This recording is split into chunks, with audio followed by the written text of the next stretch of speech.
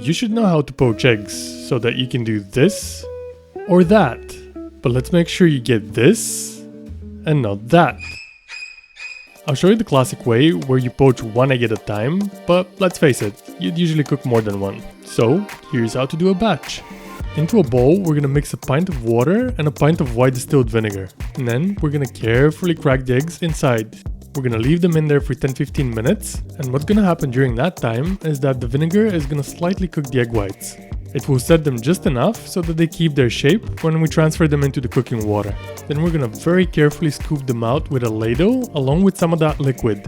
And don't worry, if you don't leave them more than 15-20 minutes, and with the amount of liquid in the ladle, they're not gonna taste like vinegar. The water that you're cooking them in shouldn't be boiling or simmering, but instead, what you should be looking for are those tiny bubbles forming on the bottom. Once the egg whites are set, the eggs are gonna start floating up to the surface. At this point, they usually need another minute or two, but you can just scoop one out and check. Then the best thing to do is take them out on a kitchen towel so that you drain the excess water, and you're ready to enjoy these in any way you like.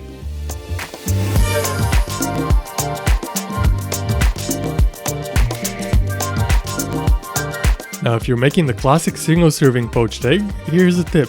Crack the egg in a little sieve over a ramekin or a little bowl and let the watery part of the egg white run through. If you've ever made poached eggs, that's the part that turns all weird and wispy in the water when you cook them. Then slide the egg into a clean ramekin and we're ready to cook. We're gonna heat up some water into a small pot to the point where it's almost simmering.